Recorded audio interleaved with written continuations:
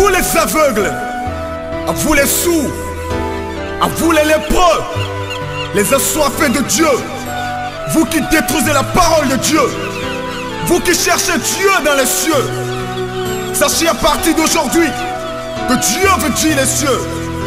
Les cieux veulent dire l'éternité. L'éternité veut dire amour. Et l'amour créa tout. Et c'est comme ça que tout finira en amour. Apprenez à ne plus pécher et le pardon vous sera accordé. Considérez ceux qui vous critiquent comme ceux qui vous éduquent. Apprenez à partager car vous êtes des partages de l'amour divin. Bonjour la famille, bonsoir la famille. Ça dépend de l'heure à laquelle vous me suivez en ce moment. Ici c'est votre humble serviteur Calice Évolution, le berger beau. Tcha, tcha. À présent, nous sommes devant vous pour un nouveau numéro très important. Si tu es nouveau ou nouvelle, abonne-toi massivement, surtout cliquez sur la cloche de notification pour ne plus rater aucune de nos publications. Et si vous voulez entrer en contact privé avec Calice Évolution, c'est le plus 229 01 95 57 49 76. Alors, à présent, nous sommes devant vous pour vous expliquer certaines choses très importantes que plusieurs ignorent.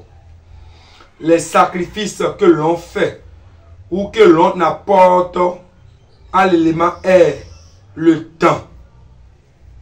Quand on parle de temps, je vous l'ai déjà dit ici que c'est la maison mère et en bas de cette maison, on a beaucoup de compartiments, le Mami Wata, le Lisa, Ido Wedo, le Altimedan, le Wegbedan, tous les noms.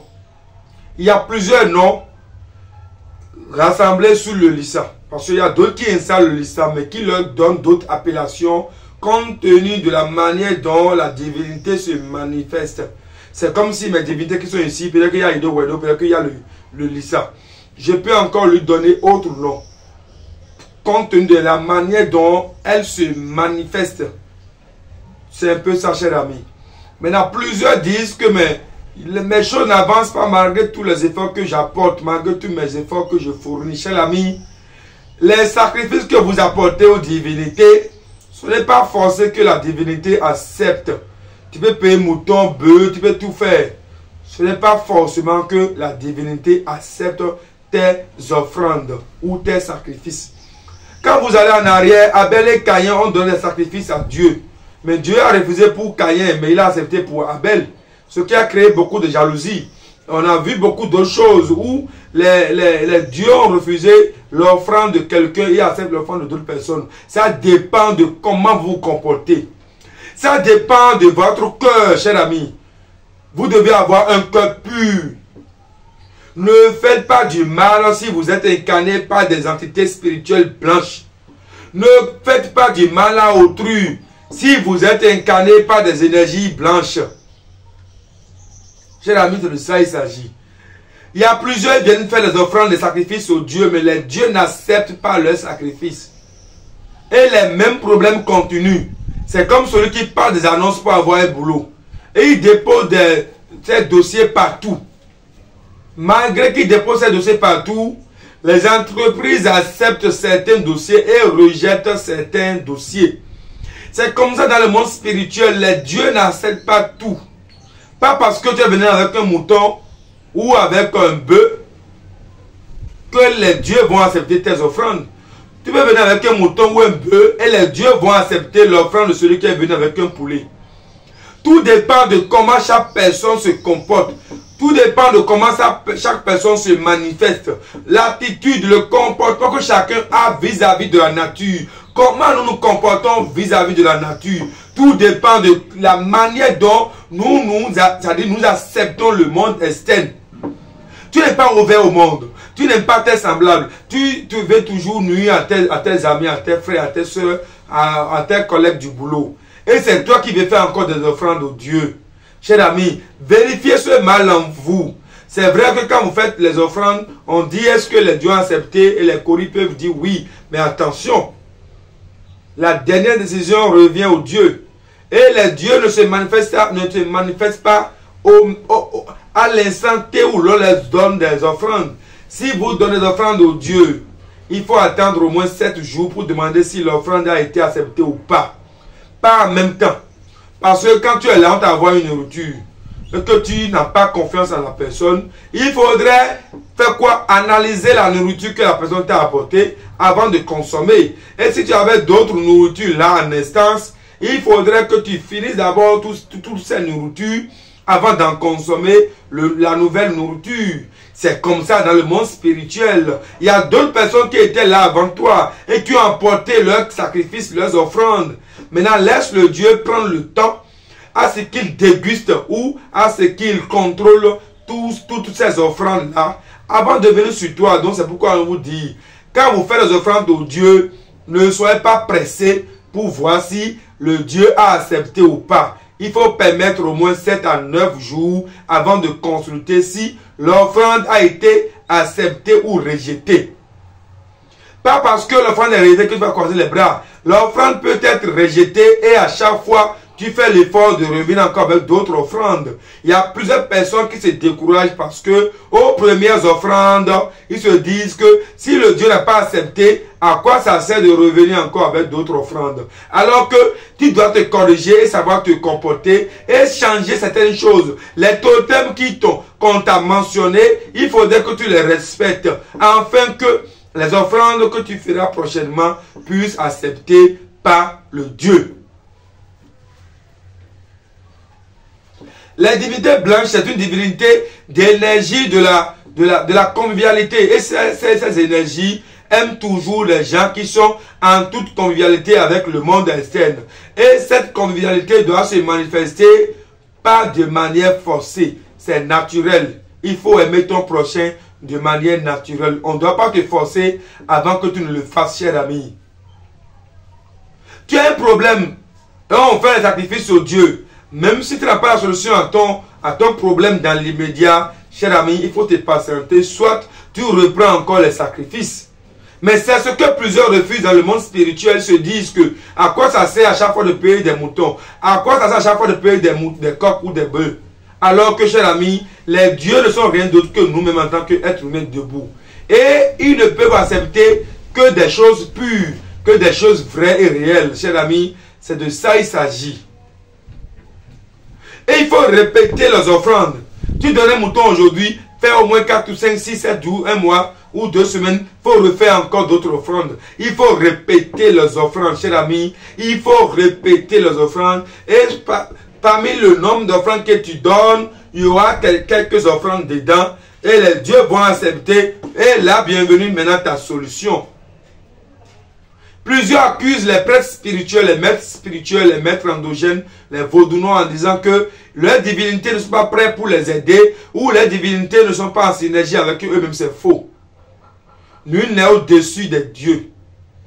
Nous ne sommes qu'intermédiaires entre les dieux et vous. Mais le jour que tu auras la capacité d'adorer un Dieu comme nous, personne n'est au-dessus de quelqu'un. Nous sommes tous les mêmes et égaux ou égaux. Chers amis, c'est de ça il s'agit. C'est ce que vous ne comprenez pas et à chaque fois vous accusez sans savoir. Vous accusez sans savoir. La réalité c'est autre chose. Mais ce que vous dites encore également c'est autre chose, cher ami. Changez cette attitude. Il faut comprendre que d'abord pour donner une offrande au Dieu blanc, c'est-à-dire à la divinité blanche ou bien à n'importe quelle divinité, il faudrait d'abord que tu fasses le bain de purification ou de désenvoûtement. Il faudra que tu fasses ce que l'on appelle la confession spirituelle. Vous le faites à l'église, mais vous ne le faites jamais dans le couvent. C'est important. Il faut rejeter ces anciens comportements et accepter une nouvelle vie. Et après ça, on va passer à l'étape maintenant de l'offrande. Les gens peuvent dire que Calyx Evolution prend beaucoup de temps à faire le boulot spirituel des gens. Oui. Parce que la vie humaine, elle est sacrée. Il ne faut rien précipiter. Il faut aller au rythme normal. Il ne faut pas mélanger les choses parce que vous voulez à tout prix avoir une solution dans les médias et avoir d'autres patients pour en profiter. Non. Prenez le soin d'aider le patient qui est en face de vous. De manière ponctuelle, de manière vraie. Cher ami, c'est de ça il s'agit. Il y a plusieurs personnes enveloppées par la sorcellerie, sont dérangées par toutes sortes de problèmes spirituels et ils pensent que leur premier sacrifice peut déjà aider à ce que la solution y est. C'est vrai.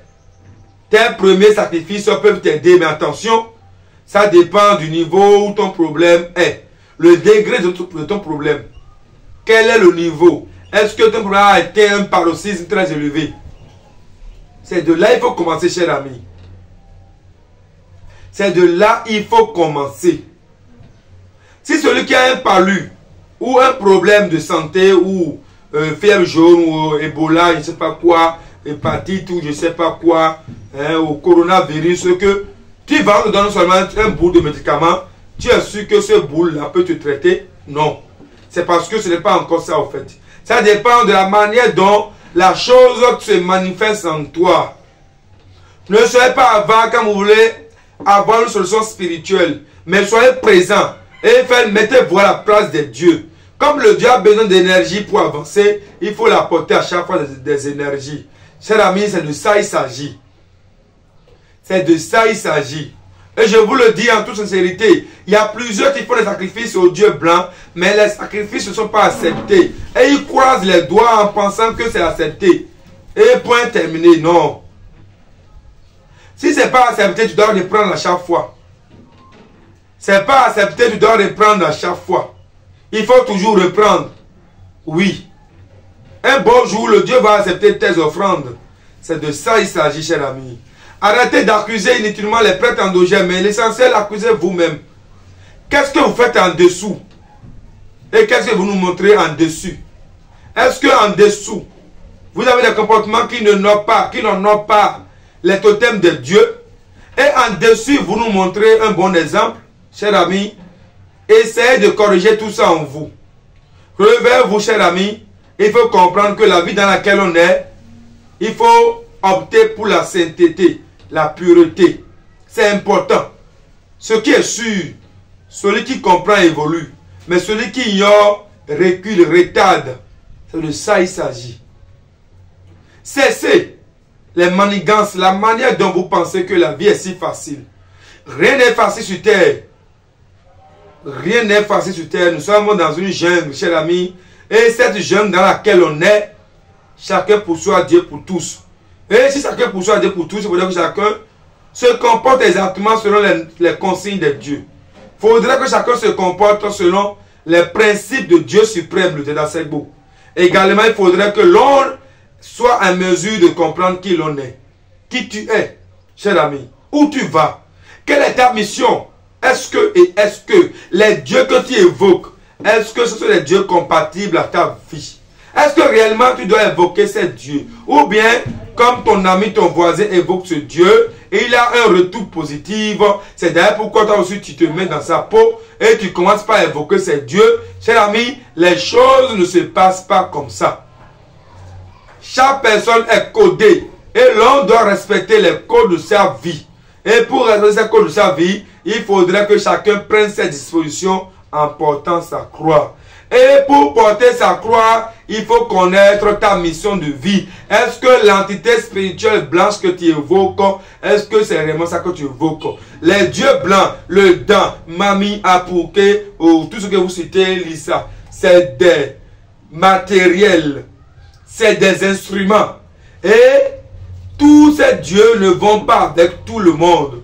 Chaque personne doit évoquer parmi ces dieux le Dieu qui lui est convenable. C'est de ça il s'agit également, les amis. Changez votre manière d'accuser. Également, il y a des gens qui sont dérangés par la sorcellerie. Les gens dont leurs femmes découchent dans leur propre chambre. Mais si ta femme découche, quel que soit l'effort que tu vas fournir, tu n'auras pas gain de cause parce que ton pire malheur se trouve dans ta propre maison. Une femme qui découche sous le toit d'un homme, si cette femme peut avoir l'opportunité de tirer sur toi, c'est encore mieux. Sinon, elle te tue à petit feu.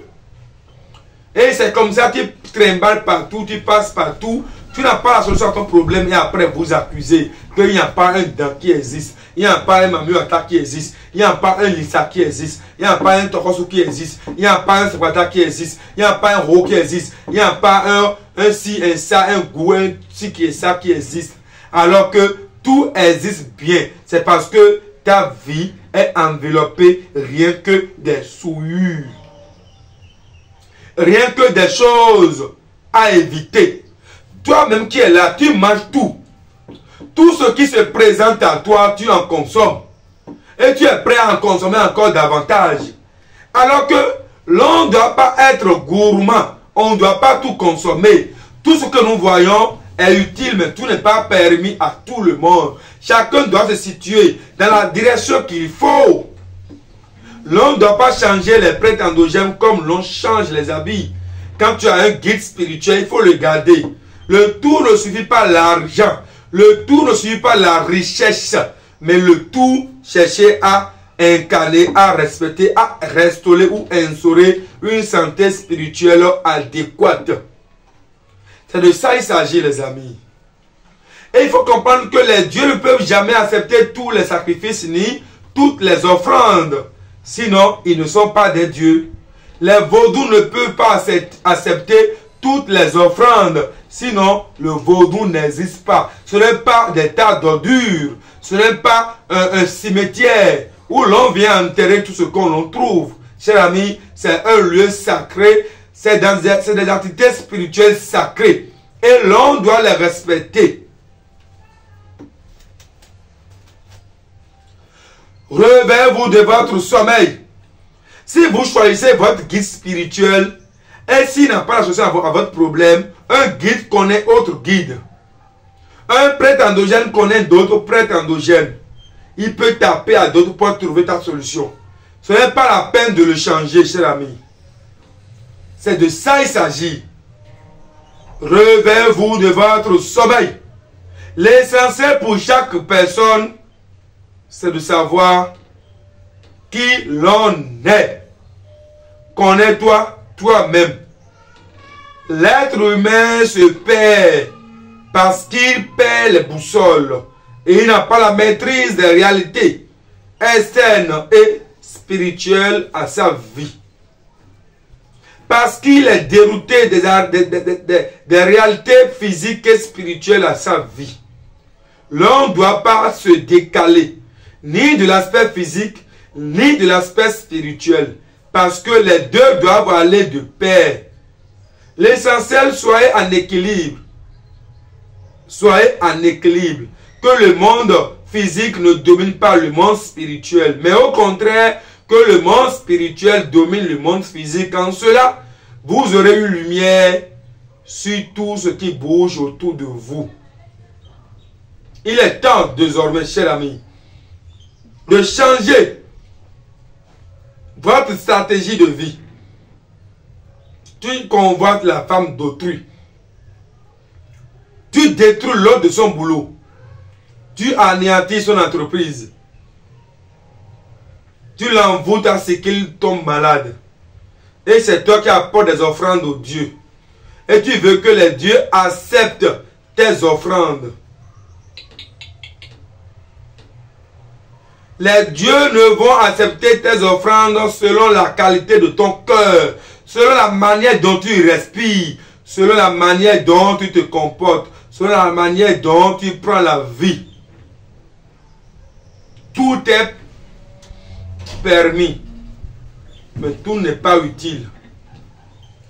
Tout est accessible à nous, mais tout n'est pas utile à chaque personne.